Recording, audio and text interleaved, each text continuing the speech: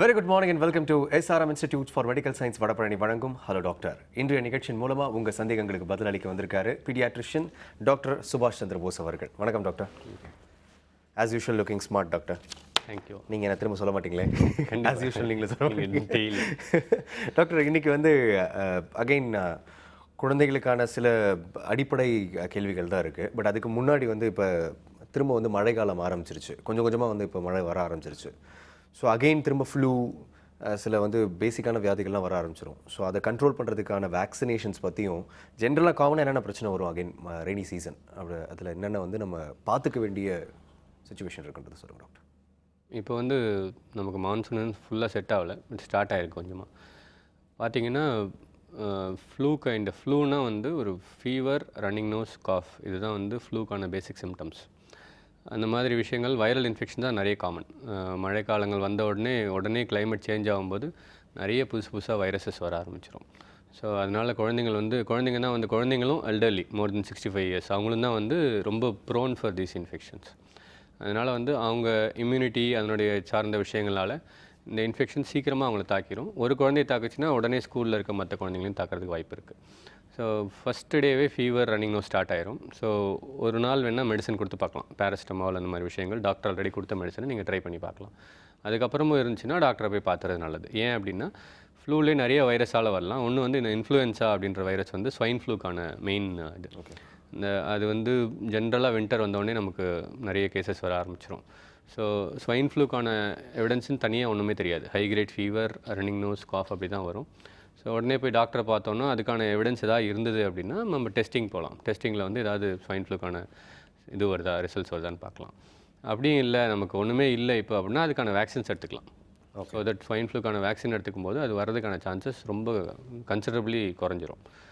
Doctor, இப்போ ஒரு ஜென்ரலாக ஒரு மழை பெய்யுது அப்படின்னும் பொழுது வந்து அதை ஒரு ஜென்ரலாக தான் பார்க்குறாங்க மேக்ஸிமமாக. ஸோ இப்போ ஒரு வேக்சினேஷன் எடுத்துக்கணும் அப்படின்ற அர்ஜ் மக்களுக்கு எப்படி டாக்டர் வரும்? சிம்பிளுங்க. நாம் வந்து ஒரு வெளியில் போகிறோம், ஒரு சினிமாவுக்கு போகிறோம், செலவு பண்ணுறோம், கிட்ஸுக்காக வந்து அவனை சந்தோஷப்படுத்தணும் அப்படின்னு சொல்லிட்டு ஒரு விளையாடுற இடத்துக்கு கூப்பிட்டு போகிறோம், ஒரு மாலில் இருக்க ஒரு பெரிய ப்ளே ஸ்டேஷன் கூப்பிட்டு போகிறோம். Spend in thousands. அப்படியே ஜஸ்ட் லைக் தட் போவோம். ஒரு மணி நேரத்தில் வந்து அவ்வளோ விளையாடி தீர்த்துருவோம். But at the end of the day என்ன பண்ணியிருக்கான்னு பார்த்தா கையில் ஒன்றும் இருக்காது, போயிருக்கும், காசு போயிருக்கும், அவ்வளோதான். பட் டிசீசஸை பொறுத்த வரைக்கும் பார்த்திங்கன்னா ஒரு 100 வியாதிகள் இருக்குது அப்படின்னா நமக்கு வேக்சின்ஸ் இருக்கிறதே வந்து ஒரு 10 வியாதிக்கு தான் இருக்குது. ஸோ அந்த வேக்சின்ஸ் 10 வியாதிக்கு தான் இருக்கும்போது அது அட்லீஸ்ட் நம்ம அந்த 10 வியாதிக்கு ப்ரொடெக்ஷன் கொடுக்கும்போது நமக்கு அது வந்துச்சு அப்படின்னா அதனுடைய காம்ப்ளிகேஷன்ஸோ இல்லை வராமல் இருக்கிறதுக்கான வாய்ப்புகளோ வந்து ரொம்ப ரொம்ப குறையும். ஸோ ஆப்வியஸ்லி வேக்சின்ஸ் வந்து ரொம்ப காஸ்ட்லி கிடையாது. நம்ம எவ்ரி இயர் செல்ஃபோன் சேஞ்ச் பண்ணுறாங்க, நிறைய செலவுகள் வந்து அன்னெசரி போகுது. பட் அதெல்லாம் காரணம் காட்டுறதுக்காக இல்லை. பட் குழந்தையோட ஹெல்த் வந்து ரிஸ்க் பெனிஃபிட்னு பார்த்தீங்கன்னா வைங்க, இப்போ எக்ஸாம்பிள் ஸ்வைன் ஃப்ளூவே வந்துருச்சு குழந்தைக்கு அப்படின்னா மோஸ்ட் ஆஃப் சில்ட்ரன் வந்து ரெக்கவர் ஆயிடுவாங்க. பட் அதனால் குழந்தைக்கான ஒரு உடல்நல பாதிப்பு, ஹாஸ்பிட்டல் அட்மிட் ஆகிற செலவு, ப்ளஸ் நமக்கான மென்டல் ஸ்ட்ரெஸ், இதெல்லாம் எடுத்துக்கிட்டோம்னா அந்த வேக்சின் எடுத்துக்கிறதுல வந்து ஒரு சின்ன இது கூட இல்லை. ஐ திங்க் வந்து அர்ஜ் கிரியேட் பண்ணிட்டீங்கன்னு நினைக்கிறேன். ஃபர்ஸ்ட் காலர் இருக்காங்க, நிகழ்ச்சின்னு பார்த்துலாம் டாக்டர். ஹலோ டாக்டர், வணக்கம். டாக்டர் வணக்கம் சார். வணக்கம். சொல்லுங்கம்மா. சார், என் பையனுக்கு வந்து இப்போ 13 வயசு ஆகுது. அவங்க இது பிறந்த உடனே இந்த பிசிஜி இன்ஜெக்ஷன் போட்டிருப்பாங்களே, தடுப்பூசி, அது தழும்பு இல்லை டாக்டர், அது இல்லை போட்டாங்களா என்னன்னு எனக்கே ஒரு டவுட்டு.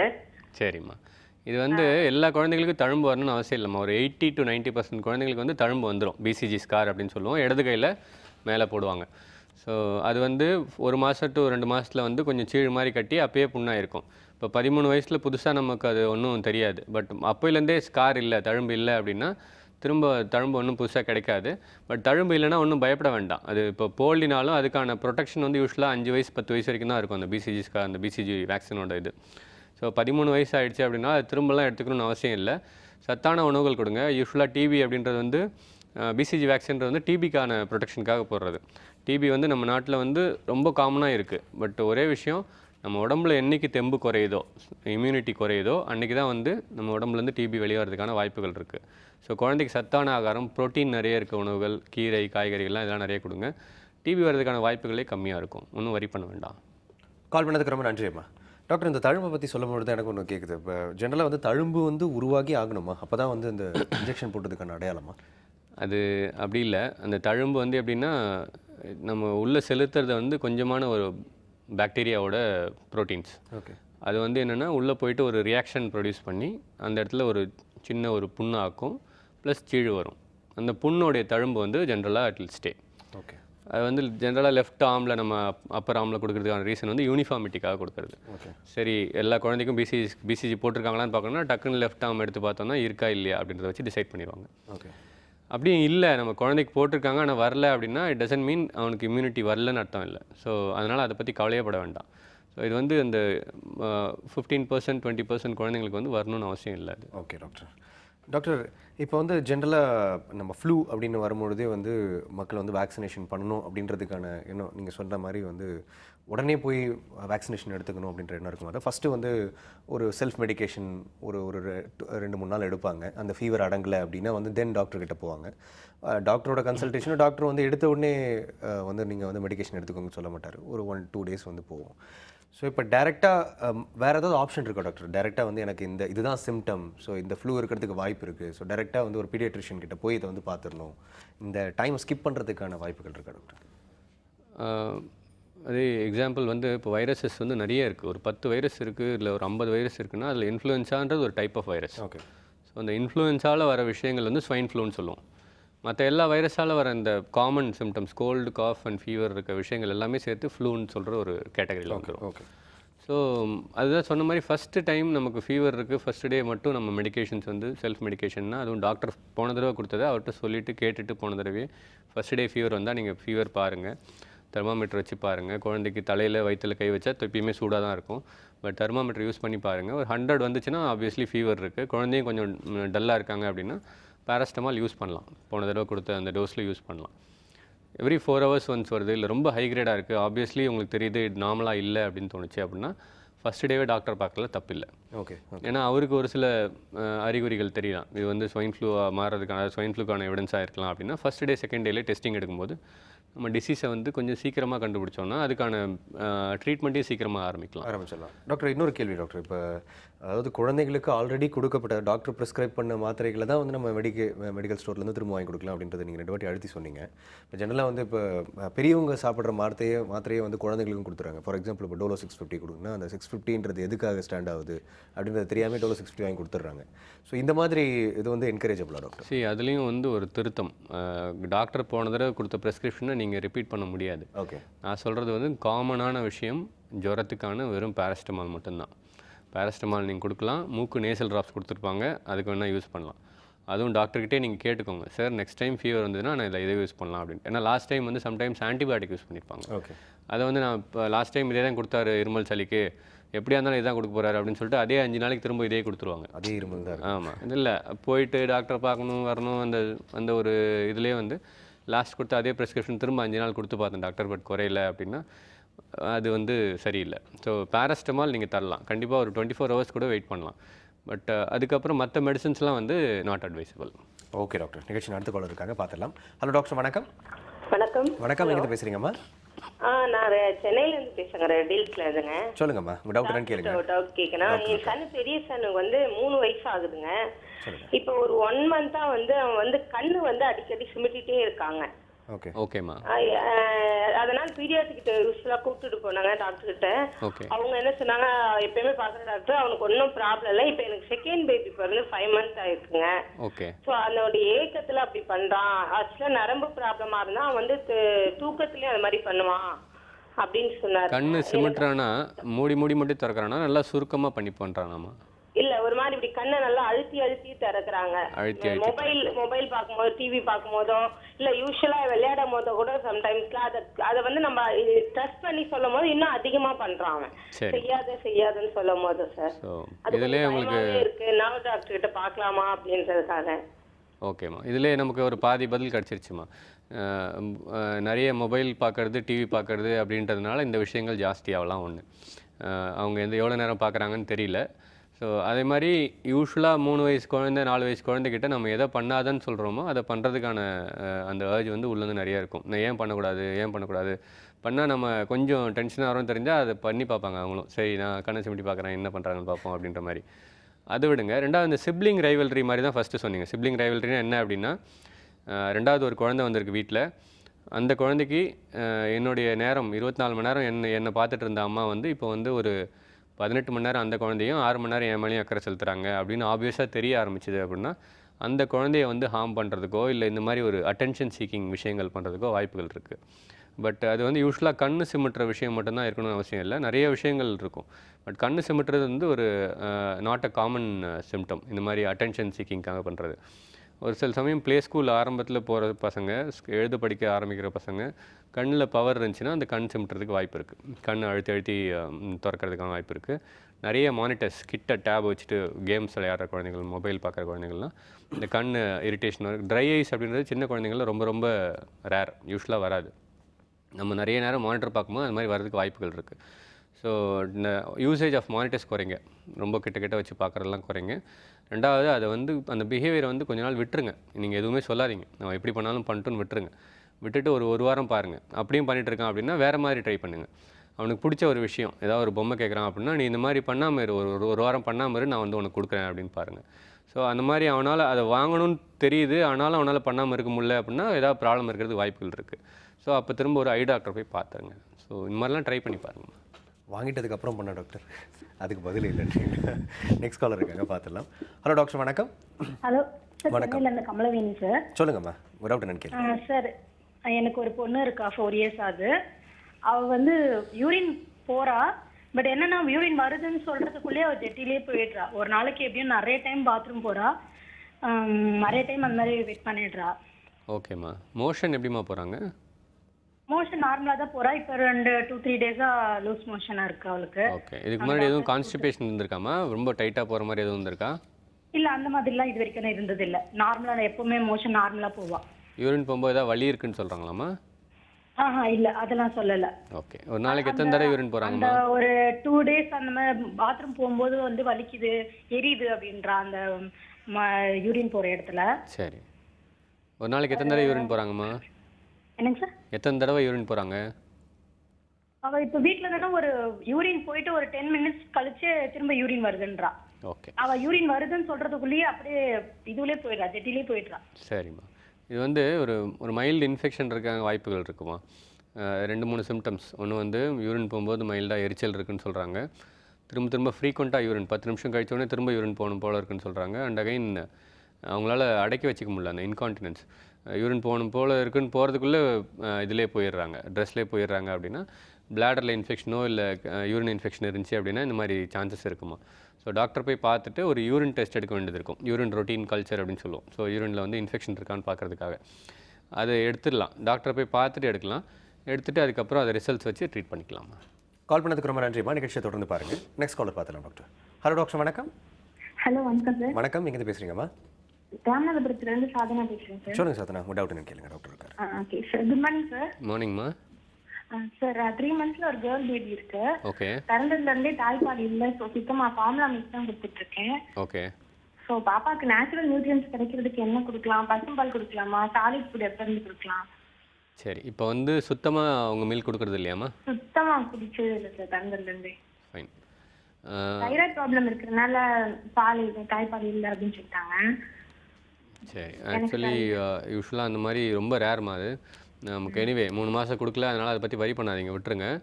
நீங்கள் வந்து இன்னும் 1 மாதம் வந்து இந்த ஃபார்முலா மில்க் மட்டும் தரலாம். அதுக்கப்புறம் 4 மாதம் 4.5 மாதத்துலேருந்து வீனிங் ஸ்டார்ட் பண்ணலாம். வீனிங்னால் வந்து இந்த இணை உணவுகள் ஆரம்பிக்கிறது, கஞ்சி மாதிரியான விஷயங்கள் வீட்டிலேருந்து ஆரம்பிங்க. அடுத்தது வந்து அரிசி சாப்பாடு, பருப்பு சாதம், தயிர் சாதம், இட்லி, பொங்கல், இந்த மாதிரி விஷயம்லாம் ஒன்று ஸ்டார்ட் பண்ணலாம். 4.5 மாதத்துலேருந்து கஞ்சியில் ஸ்டார்ட் பண்ணுங்கள். ஃபஸ்ட்டு இந்த உப்பு போட்ட கஞ்சியில் ஸ்டார்ட் பண்ணிவிட்டு அப்புறம் அதில் வெல்லம் போட்டு கொடுக்க ஆரம்பிங்க, அப்புறம் பருப்பு தண்ணி போட்டு கொடுக்க ஆரம்பிங்க. இந்த மாதிரி ஒன்று ஸ்டார்ட் பண்ணுங்கள். அடுத்தது ஸ்டார்ட் பண்ணும்போது இந்த மாதிரி டின் ஃபுட்ஸ் ஸ்டார்ட் பண்ணிடாதீங்க, அதாவது மாவு மாதிரியான விஷயங்கள் ஸ்டார்ட் பண்ணாதீங்க. அதெல்லாம் வந்து ஒரு 8 monthsக்கு அப்புறம் ஜஸ்ட் ஒரு டேஸ்ட்டுக்காக பழக்க வச்சுக்கோங்க. வெளியில் போனால் மட்டும் கொடுக்குற மாதிரி வச்சுக்கோங்க. ஸோ வீட்டில் இருக்க உணவெல்லாம் பழக்க ஆரம்பிச்சிங்கன்னா நல்லா சாப்பிட ஆரம்பிப்பாங்க. அண்ட் கிராஜுவலாக காய்கறி, வெஜிடபிள் சூப் இந்த மாதிரிலாம் இன்ட்ரடியூஸ் பண்ணும்போது நமக்கு நேச்சுரல் திங்ஸ் எல்லாம் நிறைய கிடைக்க ஆரம்பிச்சிடும். ஸோ இது மாதிரி பண்ணுங்கள், ஒன்றும் ப்ராப்ளம் இருக்குது. டாக்டர், வேறு எதுவும் ஆல்டர்னேட்டிவ் கிடையாது டாக்டர் இதுக்கு? இந்த ஒரு தாய்ப்பால் வந்து சுரக்கலை அப்படின்னும் பொழுது வேறு எதுவும் ஆல்டர்னேட்டிவ் பண்ண முடியாது அந்த குழந்தைக்கு? ஏன்னா ஜென்ரலாகவே நம்ம கேள்விப்படுறது என்னென்னா தாய்ப்பால் தான் வந்து. தாய்ப்பாலுக்கு ஆல்டர்னேட்டிவ் கிடையாது. பட் இப்போ வந்து we have a concept, breast milk bank அப்படின்னு ஒன்று இருக்குது. ஓகே.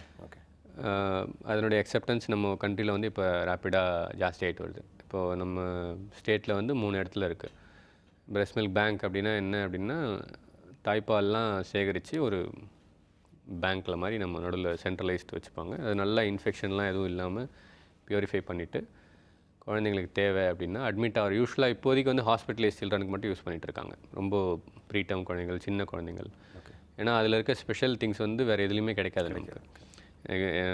இந்த இம்யூனிட்டியோ இல்லை மற்ற விஷயங்களோ தாய்ப்பாலில் இருக்க ப்ரோட்டீன்ஸ் அண்ட் எவ்ரி திங் நம்ம அதை மேட்ச் பண்ணுற மாதிரி இன்னும் வந்து நமக்கு ஃபார்முலா வந்து இன்னும் செய்யவே முடியல. Okay, that's why breast milk is so unique. Okay. So அந்த பேங்க்லேருந்து இந்த மாதிரி வராத கண்டிஷன்ஸ் அப்படின்றது ரொம்ப ரொம்ப ரேரு. ஸோ டாக்டர்ஸ் வந்து ஒரு லெவல் வரைக்கும் சொல்லி பார்க்க முடியும். பேரண்ட்ஸ் வந்து இல்லை சார் எனக்கு வரல. ஏன்னா இப்போ இருக்க மதர்ஸ் எல்லாம் வந்து ரொம்ப வெரி வெரி பிளான்டு. குழந்தை பிறக்கும், 3 மாதம் ஃபீட் பண்ணுவேன், 4வது மாதம் வேலைக்கு போயிடுவேன். ஸோ இந்த 3 மாதத்துக்கு தான் என்னால் ஃபீட் பண்ண முடியும், அதுக்கு தகுந்த மாதிரி நீங்கள் பிளான் சொல்லுங்கள் அப்படின்னு சொல்லிட்டு ப்ரெக்னென்சி 8 மந்த்ஸ்லேருந்தே யோசிக்க ஆரம்பிச்சிருவாங்க. 6 மந்த்ஸ் ப்ரெக்னென்சிலேருந்தே யோசிக்க ஆரம்பிச்சிருவாங்க. எத்தனை நாள் ஆஃபீஸ் லீவ் கொடுப்பாங்க, எப்போ ஜாயின் பண்ணி ஆகணும், நம்ம போனால் அந்த ப்ராஜெக்ட்டில் போடுவாங்களோ இதில் போடுவாங்களோ, முன்னாடி இருந்தே யோசிக்க ஆரம்பிக்கிறாங்க. ஆமாம். ஸோ இந்த ஸ்ட்ரெஸ்ஸால் வந்து நமக்கு தாய்ப்பால் நிற்கிறதுக்கான வாய்ப்புகள் நிறைய இருக்குது. ஸோ இதெல்லாம் இப்போ கரண்ட் ப்ராப்ளம்ஸ் இதெல்லாம். ஓகே டாக்டர், நெக்ஸ்ட் காலர் பார்த்துடலாம். ஹலோ டாக்டர், வணக்கம். Good morning doctor. நான் பெங்களூர்ல இருந்து பேசுறோம். சொல்லுங்கம்மா, உங்கள் டவுட் என்ன? டாக்டர், குழந்தை 6 months old பேபி. ஓகேம்மா. தூக்கம் ரொம்ப கம்மியா இருக்கு. மார்னிங்ல இருந்து நைட் வரைக்கும் பாத்தீங்கன்னா ஒரு 1 hour தூங்கினா ஓகே, அதுக்கு மேல தூங்க மாட்டேங்கிறான். கண்டினியூட்டியா தூங்க மாட்டேங்கிறான். 24 ஹவர்ஸில் எவ்வளோ நேரம் தூங்குறாங்கம்மா? நைட் ஒரு 10:30க்கு தூங்குறாங்கன்னா மார்னிங் ஒரு 6 o'clock வரைக்கும். அதுல நடுரோட்ல அப்பப்ப எந்திரிச்சுக்கிறான். அந்த தூக்கம் தான் இருக்கு கண்டினியூஸா. மீதி பகல் டைம்ல தூக்கம் ரொம்ப கம்மியா இருக்கு. வளர வளர தூக்கம் குறைய ஆரம்பிச்சிருமா? அதாவது ஆமா, எப்படின்னா ஆனா பிறந்ததுல இருந்தே அப்படிதான் டாக்டர், டிஸ்டர்ப்டா தான் தூங்குறான். அது எப்படின்னா ஃபீடிங் அடிக்வசி, அதாவது நம்ம ஃபீட் பண்ணுறது வந்து அவங்களுக்கு அடிக்வேட்டாக இருந்தது அப்படின்னா 2-3 hours கண்டினியூஸாக தூங்குவாங்க. சம்டைம்ஸ் வந்து ஒரு சில குழந்தைகள் வந்து ஃபஸ்ட்டு ஒரு 5 minutes மட்டும் ஃபீட் எடுத்துப்பாங்க, அந்த 4 milkன்னு சொல்லுவோம், அதை மட்டும் குடிச்சிருவாங்க. அதுக்கப்புறம் திரும்ப தூக்கம் வந்துடும், திரும்ப தூங்கிடுவாங்க. 1 hourல திரும்ப எழுந்திருவாங்க, வயிறு பசிக்க ஆரம்பிச்சிடும். ஃபுல்லாக இது வந்து 2 பக்கமும் ஒரே நேரத்தில் ஃபீட் பண்ணும்போது அந்த மாதிரி ப்ராப்ளம் வரதுக்கு நிறைய வாய்ப்புகள் இருக்குது. இந்த சைக்கிள் வந்து ஃபஸ்ட்டு பிறந்ததுலேருந்தே செட் ஆகிடுச்சு அப்படின்னா 1 hour ஒன்ஸ் 1.5 hours ஒன்ஸ் எழுந்து பழக்கம் ஆகிடுச்சுன்னா உள்ளே அந்த அலாம் செட் ஆயிரும். நமக்கு வந்து 1.5 hours ஆகிடுச்சு ஃபீட் பண்ணி அப்படின்னா திரும்ப டக்குன்னு எந்திரிச்சுப்பாங்க. பசிக்குதோ இல்லையோ அந்த அலாம் செட் ஆகிடுச்சுன்னா எந்திரிச்சுப்பாங்க. ஸோ இப்போ கிராஜுவலாக நீங்கள் மாற்றணும் அப்படின்னா ஒரு தூக்கத்தை வந்து கட் ஷார்ட் பண்ணி கொஞ்சம் முழிக்க வச்சு கொஞ்சம் திரும்ப டயர்டாக்கி திரும்ப கொஞ்சம் நேரம் எக்ஸ்டெண்டாக தூங்க வைக்கலாம். ஸோ அந்த மாதிரி ட்ரை பண்ணி பாருங்கள். 6 months ஆகிடுச்சு அப்படின்னா இந்த மாதிரிலாம் ட்ரை பண்ணலாம் நீங்கள். கால் பண்ணதுக்கு ரொம்ப நன்றி அம்மா. நெக்ஸ்ட் காலர் பார்க்கலாம் டாக்டர். ஹலோ டாக்டர், வணக்கம். ஹலோ டாக்டர், வணக்கம். ஹலோ வணக்கம்மா, எங்கேருந்து பேசுகிறீங்கம்மா? நான் சென்னையில இருந்து பேசுறேன். எனக்கு 10 months கேர்ள் பேபி இருக்கா. சொல்லுங்கம்மா. அவ பிறந்ததுல இருந்தே ஃப்ரீக்வெண்டா இந்த சளி அந்த நெஞ்சில எல்லாம் தொட்டு பார்த்தா ஒரு சத்தம் கேட்டுட்டே இருக்கு. ஸோ என்ன ரீசனா இருக்கும்ன்றது எங்களுக்கு புரியல. ஏன்னா நிறைய மருந்து அப்படி கொடுத்தே இதுவாயிடுச்சு. டாக்டர் என்ன ரீசன்மா சொன்னாங்க? ஆல்ரெடி அவளுக்கு வந்து இந்த மழை டைம்லலாம் நான் அட்மிட்டே பண்ணி பார்த்தேன். அப்போ வந்து பிராங்கலைட்டிஸ்னாங்க. அதுக்கப்புறம் திருப்பியும் அவளுக்கு அதே ப்ராப்ளம் ஒரு 3 months கழிச்சு வரும்போது டஸ்ட் அலர்ஜியா இருக்கும். பிறந்தப்ப என்னமா வெயிட்டு? பிறந்தப்ப 3.9 இருந்தா. ஓகே. அந்த ஃபேமிலி ஹிஸ்ட்ரி ஆஃப் அலர்ஜி இருக்காமா? அதாவது வீசிங் வீட்டில் யாருக்காவது அலர்ஜி, டஸ்ட் அலர்ஜி அந்த மாதிரி எதுவும் இருக்காமா? ஆக்சுவலி எனக்கு வந்து கொஞ்சம் டஸ்ட் அலர்ஜி இருக்கும். சரி. அம்மாக்கும் என்னோட அம்மாக்கும் இருக்கு. ஸோ உங்கள் குழந்தைக்கும் இருக்கிறதுக்கான வாய்ப்புகள் இருக்குது. சரியா? இல்ல இதை எப்படி ப்ரிவென்ட் பண்றது? நான் சொல்கிறேன் புரியுது. அதாவது சின்ன குழந்தைங்களில் வந்து இந்த சளி மாதிரியான விஷயங்கள் ஒரு 3 மாதத்தில் வேறு மாதிரி சிம்டம்ஸ் இருக்கும், 6 மாதத்தில் வேறு மாதிரி சிம்டம்ஸ் இருக்கும், 9 மாதத்தில் வேறு மாதிரி சிம்டம்ஸ் இருக்கும். ஆனால் அந்த கொரகொர சத்தம் வந்து சம்டைம்ஸ் ஃபீடிங் இருக்கும்போது ரொம்ப நிறைய ஃபீட் எடுத்துக்கிட்டு தொண்டையில் தேங்கி இருக்கும்போது அது வழியாக செக்ரீஷன்ஸ்னு சொல்லுவோம், அது வழியாக காற்று போகும்போது இந்த கொரகொர சவுண்ட் வந்துகிட்டே இருக்கலாம். கொரகொர சவுண்ட் இருந்தாலே அது வந்து சளி அப்படின்ற மாதிரி அர்த்தம் இல்லை. குழந்தை நல்லா ஃபீட் எடுத்துக்கிறாங்க, ஆக்டிவாக இருக்காங்க, மூச்சு வாங்கலை, நல்லா தூங்குறாங்க அப்படின்னா அந்த நேரத்தில் சளி இருக்கிறதுக்கான வாய்ப்புகள் கம்மி. 1. 2வது, சம்டைம்ஸ் நம்ம மூச்சுக்குழா வந்து கொஞ்சம் வீக்காக இருக்கும், லரிங்கோமலேசியா அப்படின்னு சொல்லுவோம், கொஞ்சம் ப்ளையபிளாக இருக்கும், ஸ்ட்ராங்காகவும் இருக்கும். அந்த மாதிரி இருக்க குழந்தைகள் 6 மாதம் 8 மாதம் வரைக்கும் கொஞ்சம் சத்தம் நிறைய கேட்கும், கொரகொரன்னு சத்தம் கேட்கும். மூச்சு அதாவது இன்ஃபெக்ஷன் இருக்கும்போது இன்னும் அந்த சத்தம் நிறைய கேட்கும். இந்த தொண்டைக்குழி இருந்து கொஞ்சம் உள்ளூர் வாங்கி இதாகும். ஸோ இதெல்லாம் வந்து சளி இருக்கிறதுக்கான அதே மாதிரி ஒரு ஈக்குவலன்ஸ். சளி இருக்குது அப்படின்னு நினச்சிட்ருப்போம், பட் மூச்சுக்குழா வந்து தின்னாக இருக்கிறதுனால வர விஷயங்கள். அண்ட் இந்த bronchiolitisன்னு சொல்கிறது டிப்பிக்கலாக அலர்ஜி வைரல் இன்ஃபெக்ஷன்ஸ்னால வர்றது. மூச்சுக்குழா ரொம்ப சின்னதாக இருக்கும்போது அது இன்னும் சுருங்க ஆரம்பிச்சதுன்னா வைரல் இன்ஃபெக்ஷன்ஸ்னால, அதனால் இந்த சளி நிறையா இருக்கும். இதெல்லாம் சிம்டமேட்டிக்காக அந்தந்த டைமுக்கு 5 நாளைக்கு மெடிசன் கொடுக்கும்போது கண்டிப்பாக குறைஞ்சிருமா. பட் அகெயின் வீட்டில் வந்து கொஞ்சம் க்ளீனாக வச்சுக்கிறது, டஸ்ட்டு இல்லாமல் பார்த்துக்கிறது, இந்த ஏசி வெண்ட்லாம் க்ளீன் பண்ணுறது, பெட்ஷீட் பில்லோ கவர்ஸ்லாம் வந்து 2 வீக்ஸ் ஒன்ஸ் க்ளீன் பண்ணி சேஞ்ச் பண்ணி வைக்கிறது, அண்ட் ஃபர் இருக்க பொம்மையெல்லாம் யூஸ் பண்ணாமல் இருக்கிறது, இந்த மாதிரி விஷயங்கள்லாம் பண்ணிங்கன்னா கொஞ்சம் அவாய்ட் பண்ணலாம். அண்ட் அகைன் டாக்டர் கேளுங்க, நீங்கள் ஒரு தடவையும் சேம் பேட்டர்ன் தான் வருதான்னு பார்க்கணும். ஏன்னா வந்து ஒரு தடவை bronchiolitis வரலாம், ஒரு தடவை வெறும் நேசல் பிளாக் இருக்கலாம், ஒரு தடவை நிமோனியா வந்திருக்கலாம். அதனால் எந்த மாதிரி சளி ஒரு தடவையும் வருதுன்னு கேளுங்க. ஸோ அதுக்கு தகுந்த மாதிரி நம்ம வந்து ப்ரிவென்டிவ் மெஷர்ஸ் எடுத்துக்கலாம். கால் பண்ணதுக்கு ரொம்ப நன்றிம்மா. நிகழ்ச்சியை தொடர்ந்து பாருங்கள். டாக்டர், இப்போ ஜென்ரலாக வந்து ஃபுட் அப்படின்னு எடுத்துக்கிட்டாலே குழந்தைகளுக்கு வந்து ஏதாவது ஒரு நியூட்ரிஷன் கொடுத்துடணும் அப்படின்ற ஒரு டைம் டேபிள் மாதிரி மைண்டில் ஓடிட்டு இருக்கு பேரண்ட்ஸுக்கு. ஸோ வந்து கேரட் சாப்பிட்டா கண்ணுக்கு நல்லது, கீரை சாப்பிட்டா மூளைக்கு நல்லது அப்படின்னு சொல்லிட்டு ஒரு பேட்டர்ன்லேயே போகிறாங்க. பட் குழந்தைக்கு அது வந்து ப்ரெசென்டபிளாக இருக்கா, அது குழந்தை சாப்பிட்றன்னு நினைக்கிறாங்களா அப்படின்ற மாதிரி யோசிக்கிறது இல்லை. ஸோ அதே ஒரு சேலஞ்சாக மாறிடுது. ஸோ ஃபுட் பேஸ்டில் பேரண்டிங் சேலஞ்ச் என்ன அப்படின்றது ஒரு சின்ன பிரேக்குக்கு அப்புறம் பார்க்கலாம் டாக்டர். சிம்ஸ் ஹாஸ்பிட்டல் வடபழனி வழங்கும் ஹலோ டாக்டர் நிகழ்ச்சியில் ஒரு சிறிய இடைவேளை.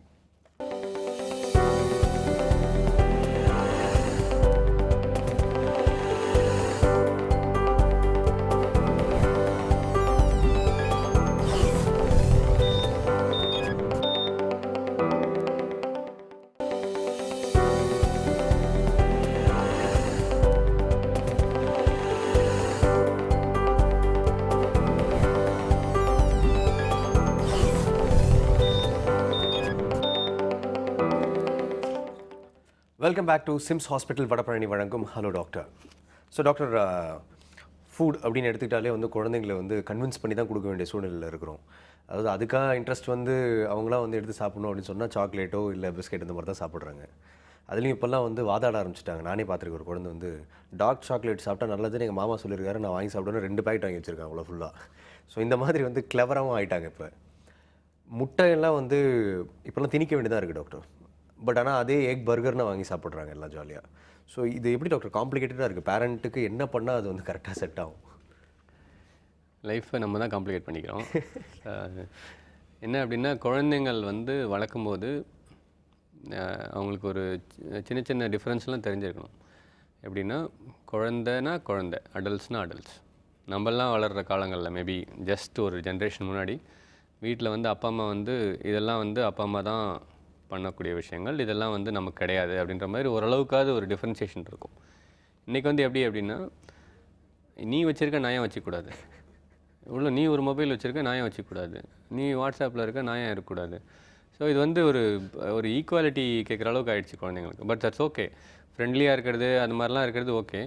பட் அவன் வந்து ஒரு ரைட் எடுத்து அவனுக்கான ஒரு டியூட்டிஸ்னு ஒன்று இருக்குது. ஏன்னா ஸ்கூல் போகிறது, வீட்டில் வந்து ஓரளவுக்கு மக்களை டார்ச்சர் பண்ணாமல் இருக்கிறது, அவன் வேலையை அவன் பார்த்துக்கிறது, விளையாடுறது, இந்த மாதிரி விஷயங்கள்லாம் குழந்தைக்கான ஒரு டியூட்டிஸ்ன்னு பார்க்கப்படுது. ஸோ அதெல்லாம் விட்டுட்டு அப்பா அம்மா கூட போட்டி போடுறது, நீ இது பண்ணும்போது நான் ஏன் பண்ணக்கூடாது, நீ நீ இந்த படத்துக்கு போகிற நான் ஏன் போகக்கூடாது. ஸோ ஆப்வியஸ்லி வளர்க்கும் போதே வந்து இது வந்து this is for adults, this is for சில்ட்ரன்ற மாதிரி வளர்த்தணும் ஒன்று. அண்ட் இது பழக்கம் சாப்பாடு பற்றி நிறைய பேசியாச்சுங்க. சாப்பாடு வந்து it's not a matter of subject. இவனுக்கு வந்து இந்த மாதிரி பசிக்குதுலாம் அர்த்தமே இல்லை. சாப்பாடு வந்து it's 100% it's a matter of habit. பழக்கம் எப்படி இருக்கோ அதுக்கு தகுந்த மாதிரி தான் சாப்பாடு இறங்கும். இது வந்து மாற்றுறதுக்கான வாய்ப்புகளே கிடையாது. ஒரு சில குழந்தைகள் ரொம்ப பசி எடுக்காமல் இருக்கிறதுக்கு, ரொம்ப ஒரு ஹெல்த் கண்டிஷன் ரிலேட்டட், அதனால் பசி எடுக்காமல் இருக்கிறதுக்கான விஷயங்கள் இருக்கலாம். அது வந்து 100ல் வந்து 2-3 குழந்தைகள் இருக்கலாம். பட் மீதி 97 குழந்தைகள் வந்து நார்மல் விஷயங்கள். அது வந்து பழக்கத்தால் மட்டும்தான் சாப்பிட வைக்க முடியும். நம்ம வந்து அந்த மாதிரி காம்ப்ளிகேட் பண்ணிட்டோம் லைஃப்பை. எப்படி அடிக்கடி வெளியில் போக ஆரம்பித்தாச்சு, சாப்பிட ஆரம்பித்தாச்சு. அண்டு அடல்ட்ஸ் நம்ம போகிறது இல்லாமல் குழந்தைங்களையும் கூப்பிட்டு போக ஆரம்பிச்சிட்டோம். சண்டே அப்படின்னா வந்து இப்போ சமைக்கிறதுலாம் வந்து ரொம்ப இதாகிடுச்சு, குறைஞ்சிருச்சு. சண்டேனாலே வந்து வெளியில் போய் சாப்பிட்டாகணுன்ற மாதிரி ஒரு ரூல் வந்துடும் போல இருக்குது. அடுத்தது குழந்தைங்க வந்து சண்டே ஒய் அப்படின்ற மாதிரி, வீட்டில் எதுக்கு சமைக்கணும், வீட்டில் எதுக்கு சாப்பிடணுன்ற மாதிரி ஒரு இதுக்கு வந்துடுறாங்க. வாங்க எல்லாம் வெளியே போகலாம், வெளியில் போயிட்டு எல்லாம் லைனில் நின்று உட்காந்து சாப்பிட்டுட்டு, அதே இட்லி தோசை தான், பட் வெளியில் போய் லைனில் உட்காந்து 2 hours வெயிட் பண்ணாலும் அங்கே சாப்பிட்டு வர்றது வந்து ஒரு பழக்கப்படுத்திட்டோம் அப்படின்னா அவங்களுக்கு வந்து நிறைய அதனால் ப்ராப்ளம்ஸ் வர ஆரம்பிக்கும். ஒன்று. ரெண்டாவது, அவங்க அதை எதிர்பார்க்க ஆரம்பிச்சிடுவாங்க. நமக்கு வந்து வெளியில் இது கிடைக்கும், அது கிடைக்கும், நிறைய வெரைட்டிஸ் ஆஃப் ஃபுட்ஸ் வந்து ஃப்ரீக்வெண்ட்டாக பழக்கும்போது அதை வந்து அவங்களுக்கு வந்து அடிக்டட் ஆயிரும். அண்ட் அதில் போடுறதெல்லாம் பார்த்திங்கன்னா, இப்போது நீங்கள் சொன்னீங்க ஒரு பர்கர் அப்படின்னா வந்து அதில் என்னென்ன ஆட் பண்ணுறாங்கன்றது நமக்கு தெரியாது பேசிக்கலி. எக் இருக்குன்னு தெரியும், எக்கு கண்ணுக்கு தெரியும். பட் நிறைய விஷயங்கள், சின்ன சின்ன விஷயங்கள்லாம் வந்து ரொம்ப அடிக்டிவாக இருக்கும் டேஸ்ட் பொறுத்த வரைக்கும். அது ரொம்ப ஃப்ரைடாக கொடுக்கும்போது குழந்தைகள் அதை சாப்பிடும்போது ரொம்ப கிறிஸ்பியாக இருந்துச்சுனாலே பிடிக்க ஆரம்பிச்சிடும். மந்த்லி ஒன்ஸ் ஒரு விஷயம் ஏதோ ஒன்று வாங்கி கொடுக்குறது அக்செப்டட். எவ்ரி வீக் ஒரு இடத்துல ஒன்று ஒன்று வாங்கி கொடுத்தோம் அப்படின்னா பை 30 days வந்து ஒரு 15 நாள் ஒரு 10 நாள் வந்து வெளி ஃபுட்டு சாப்பிடும்போது அவங்களுக்கு வந்து வீட்டு சாப்பாடு ஆப்வியஸ்லி பிடிக்காமல் போயிடும். எஸ், ஸோ இதெல்லாம் வந்து கண்ட்ரோல் நம்ம தான் எடுத்துட்டோம். ஆமாம். இப்போ டாக்டர் ஒரு ஜென்ரல் கேள்வி, ஒரு குழந்தை ஆஸ் அ பீடிட்ரிஷியன் உங்களுக்கு தெரிஞ்சிருக்கும், ஒரு குழந்தை வந்து ஒரு டேஸ்ட்டை டிபெண்ட் பண்ணியிருக்குமா, இல்லை அந்த டெக்ஸ்டர் அந்த லுக்கை டிபெண்ட் பண்ணியிருக்குமா, இல்லை எப்படி அடிக்ட் ஆகிறாங்க டாக்டர் ஒரு பர்டிகுலர் விஷயத்துக்கு? குழந்தைய வந்து எதுக்கு வேணால் அடிக்ட் பண்ணலாங்க. குழந்தை வந்து ஒரு புது கம்ப்யூட்டர் மாதிரி. Okay. If you put an virus தான் வரும். எப்படின்னா ஃபார் எக்ஸாம்பிள் ஒரு மாவு, ஒரு டின் ஃபுட் ஆரம்பிக்கிறோம். அந்த மாவை எடுத்து சாப்பிட்டு பார்த்தீங்கன்னா நம்மளால் கண்டிப்பாக சாப்பிட முடியாது. பட் அதை தான் பழக்க ஆரம்பித்தோம் அப்படின்னா ஒரு 6 months 7 months அதை பழக்க ஆரம்பித்தோன்னா அதை அக்செப்ட் பண்ணிக்க ஆரம்பிச்சிருப்பாங்க. பை த ஏஜ் ஆஃப் ஒரு 1.5 வயசு 2 வயசு என்ன ஆகும்னா நார்மல் சாப்பாடு, சக்கரை பொங்கல், கேசரி அது கொடுத்தா கூட பிடிக்காது. பட் அந்த மாவு போட்டு கொஞ்சமாக சக்கரை பொங்கலில் கலந்து கொடுத்தோன்னா அந்த டேஸ்ட், அந்த ஃப்ளேவர் வந்து அவங்களுக்கு வந்து அந்த பிரெயினில் வந்து ஃபிக்ஸ் ஆகிருக்கும். இது நமக்கு பிடிக்கும் அப்படின்ற மாதிரி அந்த இதில் இருந்துடும். ஸோ அதை எடுத்து சாப்பிடுவாங்க, பிகாஸ் அந்த டேஸ்ட் அதில் இருக்குதுன்னு சொல்லிட்டு. அண்ட் இன்றைக்கும் கூட வி ஹவ் சீன் சில்ட்ரன் 4 வயசு 5 வயசு அந்த டின் ஃபுட்டில் இருக்கிற மாவை எடுத்து சாம்பார் சாதத்தில் தூக்கிட்டு அதை சாப்பிட்ற குழந்தைகள்லாம் இருக்காங்க. ஸோ அது வந்து நம்ம பழக்கத்தால் அடிக்ட் ஆன விஷயங்கள் இதெல்லாம். ஸோ அந்த ஆரம்ப கட்டத்திலேருந்தே அதை வந்து ஆரம்ப கட்டத்துலேருந்தே இதனால தான் வீட்டு சாப்பாடு பழக்குங்க, நம்ம டேஸ்ட்லேயே பழக்குங்க அப்படின்னு சொல்கிறதுக்கான ஒரே ரீசன் இதுதான். 1.5 வயசு தான் மேக்ஸிமம் லேண்ட்மார்க். 1.5 வயசு 2 வயசுக்குள்ளே நம்ம பழக்காம விட்டோம்னா at least till 6 years we have to suffer. Okay doctor, I think மக்களுக்கு வந்து பதில் கிடைச்சிருக்கும்னு நினைக்கிறேன் கொஞ்சம் அதில். அடுத்த காலர் இருக்காங்க, பார்த்துடலாம். ஹலோ டாக்டர், வணக்கம். Hello sir. வணக்கம்மா, எங்கிட்ட பேசுறீங்க? Good morning. சொல்லுங்கள். கடலூர்லேருந்து நந்தினி பேசுகிறேன். சொல்லுங்கள் நந்தினி, உங்கள் டவுட் கேளுங்க, டாக்டர் இருக்காரு. எனக்கு குழந்தை பிறந்து 1.5 month ஆகுது. ஓகேம்மா. அவன் யூரின் போறதுக்கு முன்னாடி அழறான். அவன் அழும் போதே யூரின் போறான். அப்ப யூரின் போன பிறகு அழுகிய நிறுத்திடுறான். எக்ஸாக்ட்லி. அது அப்புறமா நைட்ல எல்லாம் தூங்கவே மாட்டான். சுத்தமா பால் குடிச்சிட்டே தான் இருக்கிறான். முடிச்சிட்டே யூரின் போறான், பால் குடிக்கிறான், யூரின் போறான். சுத்தமா தூங்கவே மாட்டான் நைட்ல. சரிம்மா, இது ஃபர்ஸ்ட் கொஸ்டினுக்கான பதில் வந்து நீங்கள் சொன்னது அதுதான் பதிலேம்மா. யூரின் போகிறதுக்கு முன்னாடி அழுவாங்க, யூரின் போகும்போது அழுவாங்க, யூரின் போன உடனே நின்றுடும். இது வந்து ரொம்ப ரொம்ப நார்மல் சின்ன குழந்தைங்களில். அது வந்து அவங்களுக்கு வந்து பழக்கமாகிற வரைக்கும், அதாவது குழந்தைங்கள் சின்ன குழந்தைய பொறுத்த வரைக்கும் ரொம்ப ஃபசியாக இருப்பாங்க. ஒரு காற்றடிச்சாலே ஒரு சின்ன சின்ன விஷயங்கள் நடந்தாலே அவங்களுக்கு பிடிக்காது, அழுக ஆரம்பிச்சிருவாங்க.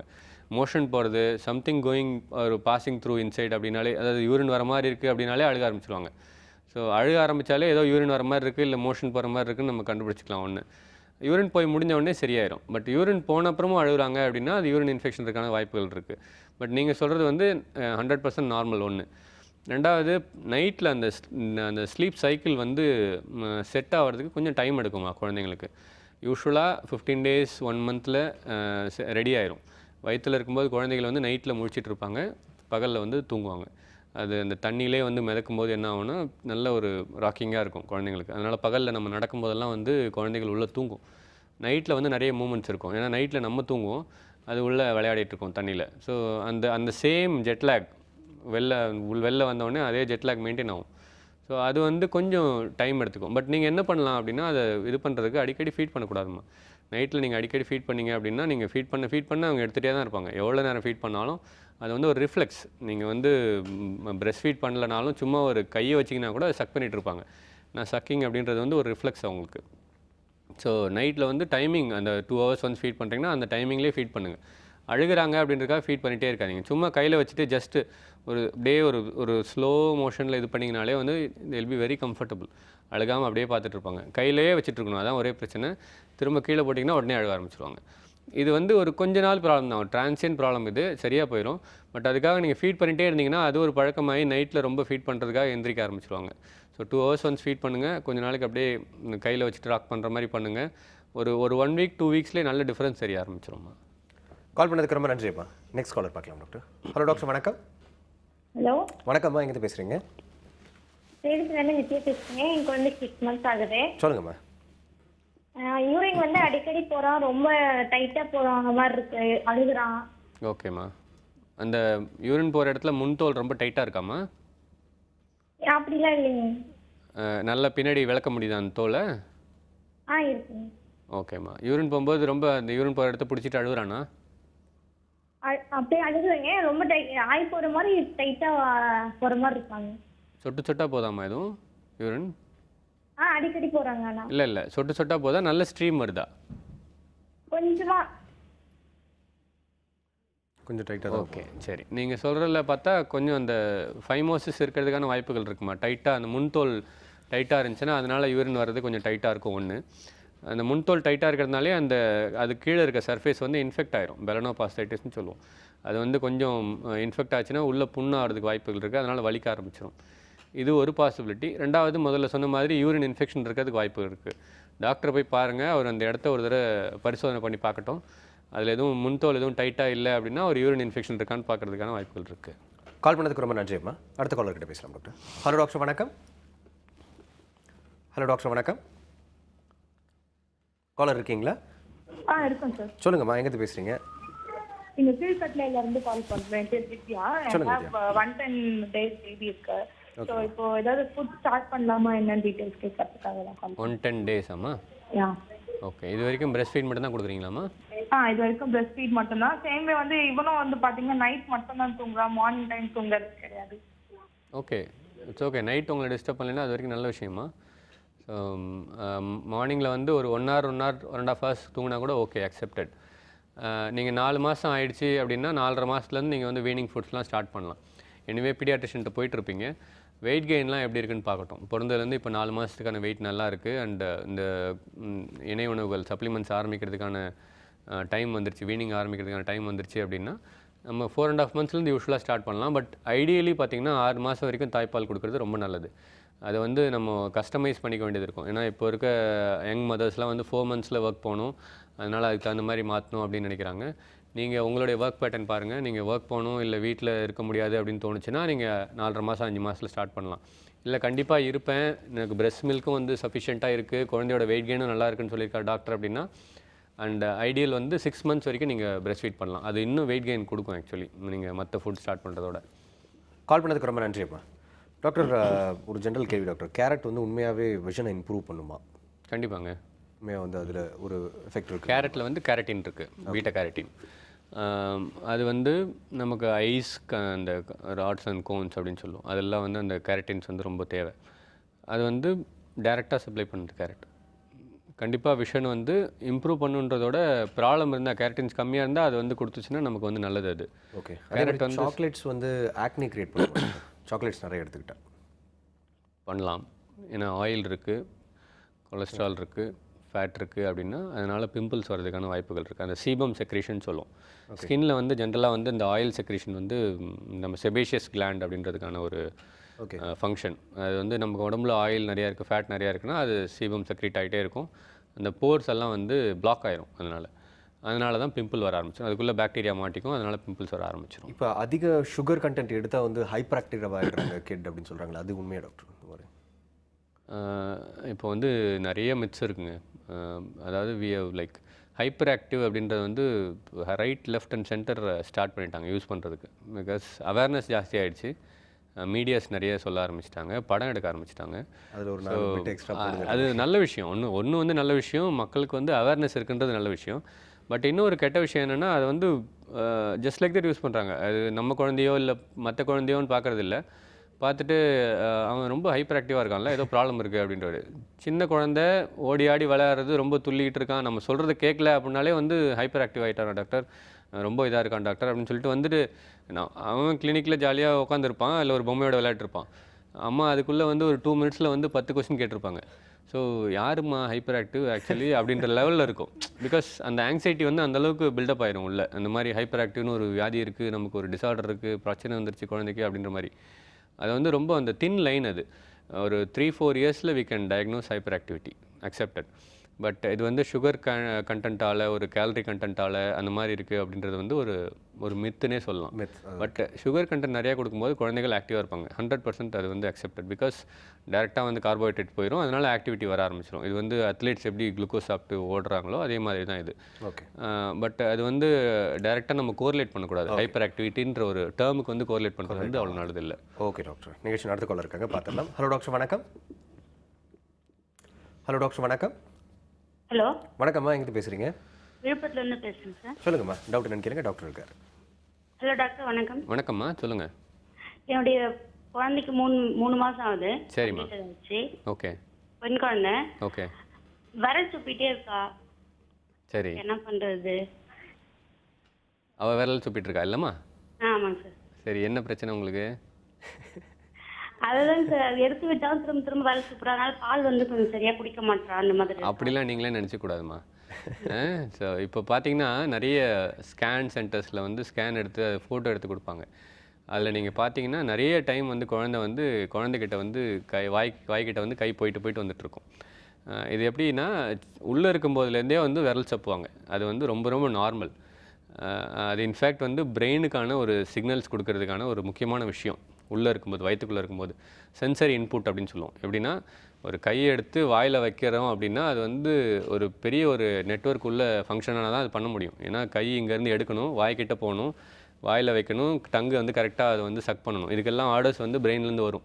ஸோ இது வந்து வயிற்றுக்குள்ளே இருக்கும்போது அந்த சென்சரி இன்புட், அந்த கையை வந்து வாயில் வைக்கிறதோ கால் வந்து வாயில் வைக்கிறதோ இதோட வந்து பிரெயினுக்கு வந்து நம்ம சிக்னல்ஸ் கண்டினியூஸாக கொடுத்துட்டே இருக்கும். இல்லாட்டி அந்த ஒயர் வந்து ஃபுல்லாக ரெடி ஆகாது. ஸோ அந்த நர்வ்ஸ் எல்லாமே நமக்கு ரெடி ஆகாது. அதனால தான் வந்து இது வந்து ரொம்ப முக்கியம் வயிற்றுக்குள்ளே இருக்கும்போது. அதே வந்து வெளியில் வந்து கன்டினியூ பண்ணால் நமக்கு வந்து பிரச்சனையாயிடுது. அவங்க யூஸ்வலாக 3 இயர்ஸ் வரைக்குமே வந்து அக்செப்டட்மா கை சப்புறது அப்படின்றது. அதனால் வந்து ஃபீடிங் கம்மியாயிரும், இல்லை வந்து சாப்பிட மாட்டாங்க அப்படின்றதெல்லாம் வந்து ஒரு கண்டிப்பாக வந்து ஒரு மித்து தான். விட்டுருங்க. ஏன்னா வந்து ஏதாவது பொருள் எடுத்து வாயில் வைக்கிறதுக்கு, அதனால் ஒரு இன்ஃபெக்ஷன் வர்றதுக்கு அவங்க கையை வாயில் வச்சுக்கிறது வந்து much better.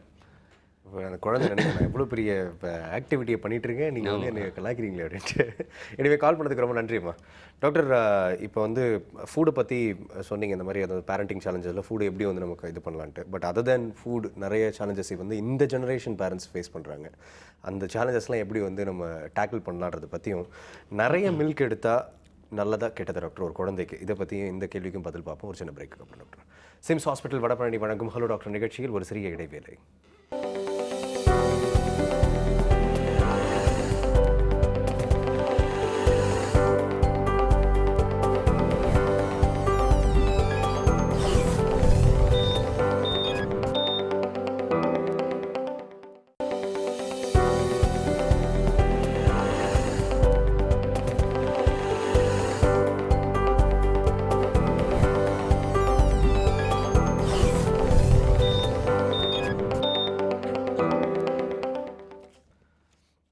Welcome back to Sims hospital Vadapalani வழங்கும் ஹலோ டாக்டர்.